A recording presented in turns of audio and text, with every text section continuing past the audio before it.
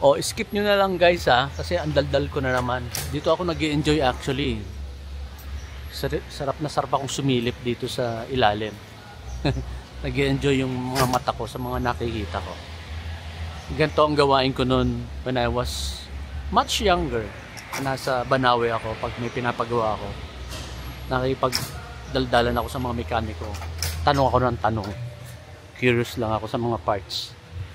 So skip forward nyo lang kung nabobore kayo sa mga pinagsasabi ko.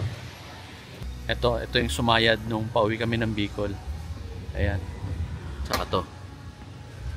So, ayan, it served its purpose. Yun naman talagang purpose yan eh. Taga-salo ng mga ganyan. Are you looking for information about the BYD Sea Lion 6? You came to the right channel. Here at Team D TV, we have a dedicated playlist that talks about our journey with our own SL6. We have been documenting our experiences since day one. We talk about its performance and the beautiful things about the SL6, where to buy donut spare tire, how to build your extension cord for the charger, road trips, driving tips, energy and fuel consumption. We also talk about the errors we encountered and how they were resolved, so that you can evaluate if the SL6 is the right car for you. Please subscribe and feel free to browse through our channel as your reference. Look for the playlist Our Sea Lion 6. Stay tuned because we will continue to update this playlist as we continue our journey with our SL6. So ususoyin natin tong sa ilalim nito. So ito yung blade battery. Ano material to? Parang carbon fiber na ewan. Hindi, parang heat sink. No? Heat sink. And then, yung tambucho, ayan, dinaan dito sa kanan para maiwasan yung battery. May mga label dito ng battery. It's all in Chinese. Okay, eto, may bago tayong natutunan. Nakala ko electronic component yan. Sabi ni bossing, fuel canister. So, yan ang nagmamanage ng vapor, ng moisture, ng fuel. So, lahat ng gasoline engine ng car may ganyan. Typically daw, nakakabit yan dito lang, nakadikit sa may fuel tank. But, yun nga, since hybrid to, merong battery, masikip na dito. Wala na siguro sila mapaglagyan dito, kaya nailagay doon. And yun, typically, yan yung space para sa spare tire. Kaya, ayun, napunta siya doon. Kaya walang spare tire. Kasi nga, ang laki ng kinain na space dito ng battery.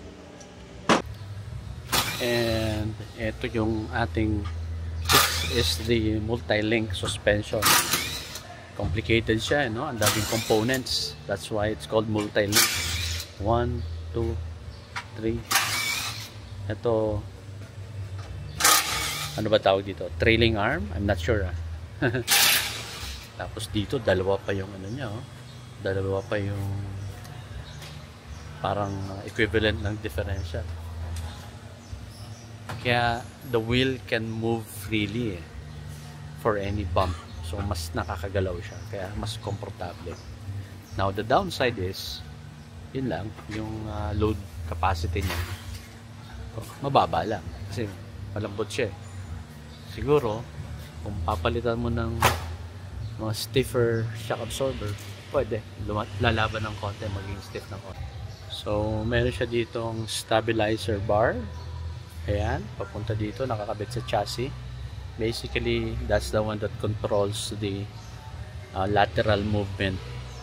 Okay, so papunta yan dito. And then magko-connect siya dito sa stabilizer link. Naka-connect din dun sa suspension. So kapag tinignan mo siya, it basically connects the chassis and the suspension. Kasi yan, usually ang takbo natin, akala mo vertical lang, di ba?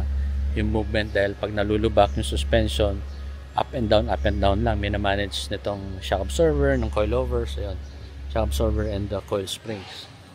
Pero ang movement ng sasakyan, siyempre nagta-turn ka, may lateral din. So may tendency din na yung chassis humihiwalay sa body, sa suspension. Kakaroon ng lateral movement.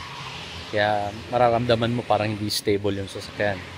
Kaya meron tayong stabilizer. Yun ang purpose niya, para hindi siya masyadong malikot. Kaya lang, pagka ganyan, additional maintenance yan. Kasi ito lumuluwag to. Lumuluwag yan. So pag worn out na yan, lalambot, magkukos ng alog-alog, konting kalampag, ayun, papagawa mo na.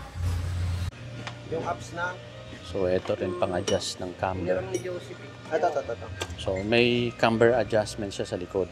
Ang ibang SUV walang camber adjustment sa likod eh. So meaning ma-adjust mo to, pwede mong pag ganon-ganonin yung tayo. So ito yung brake caliper niya, tapos may ABS, may electronic component na siya dito that controls the grip. Tapos ito, kung hindi ako nagkakamali, this is the speed sensor. So nadedetect niyan kapag nagkakaroon ng tawag dito, nagkakaroon ng slippage. So pag dumulas yan, bumilis yan kumpara sa ibang, with the rest of the other wheels, ang interpretation ng computer, nagkaroon ng slippage. So i-adjust niya to. Kaya meron tayong mga traction control, alam mo yun, yung mga brake assist, yung mga ganon. Yan yung mga parts na yan. Minamanage lang yan ng computer. And then, so nandito yung muffler. Ayan. Nasa left side yung exhaust niya. So, look at how it traveled. So, from the center, andun yung ice. Nag-travel backward. Nag-turn to the right. Iniwasan yung battery. Tapos yun, pumunta siya dito. So ayan, so this is the engine, this is the electric motor. Somewhere in between, yan yung DMI technology. Very simple lang no? Maliit lang siya. If you consider, yun, maliit lang So, andito lang siya maliit lang yung overall component niya Tignan mo dito sa likod, wala na masyado. This is already your rack and pinion. Ando na yung steering column. So isa sa mga tinitingnan ko rito yung yung electric motor for the steering, yung EPAS, electronic power assist steering ba yun? Iba-iba kasing design bawat car manufacturer. So yung iba, di ba ito? Yan yung steering rack. Okay, yan yung rack and pinion kung tawagin. Yung iba, nandyan na mismo yung motor. Yung electric motor that will assist you when you steer. Yung iba naman, nandun sa column. Yun yung pataas. Yan yung, dyan naka-connect yung Dyan naka-connect yung manibela, di ba? Yung iba, nandyan ang motor. Yung iba naman, nasa loob, nasa taas. So yung Ford Everest nandito sa rack, nandiyan sa baba. Kaya minsan I find it weird na si Ford in-advertise niya yung dati kong Ford Everest na may 800 mm na wading depth. So kaya niyang lumubog ng 800, pero yung motor naman nandyan, lulubog din sa tubig. So maraming mga cases ng Ford Everest na kasing age nung sa akin na pag nababasa, nasisira yung EPAS. So ngayon, parang isipin mo, bakit sinabi nyo na kaya niya ng 800 mm? Anyway, ito namang C-Line 6, yung electric motor niya, nandun nakakabit sa steering column, and take note, hindi sa baba, doon sa taas. So very safe, nandun siya sa taas, sa loob, malapit na sa manibela. So hindi mababasa, di ba? So, and yet, eto si BYD C-Line 6 is not claiming a very deep na wading depth.